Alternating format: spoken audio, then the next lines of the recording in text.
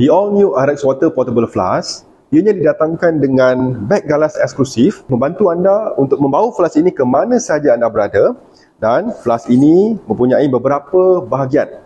Ada bahagian badan flask dan penutup flask. Okay. Dan juga terdapat bahagian cartridge flask. Okay. Now, sebelum anda menggunakan RX Water Portable Flask, ada beberapa info yang anda perlu ketahui. Nombor satu, flask ini tidak sesuai digunakan atau diletakkan air seperti air kopi, teh, susu maupun bubur.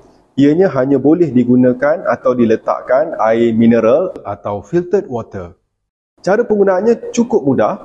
Anda hanya di sini saya ada air filtered water. Anda hanya perlu membuka penutup flask dan meletakkan air ke dalam flask sebanyak lebih kurang 300 ml air seperti ini.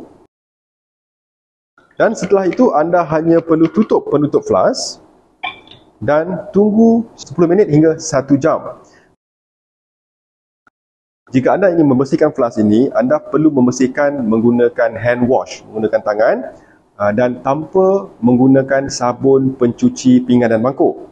Dan flask ini juga tidak sesuai diletakkan dalam microwave dan dipanaskan dalam pemanas ketuhar. Untuk penjagaan dan maintenance flask ini, anda hanya perlu menukar cartridge ini selama 3 bulan. Ataupun tergantung pemakaian anda. Okey? Alright. Setelah anda menunggu 10 minit hingga 1 jam, jadi anda sudah boleh menikmati air RX Water yang beralkali, yang mempunyai ionized mineral dan mempunyai skala energi.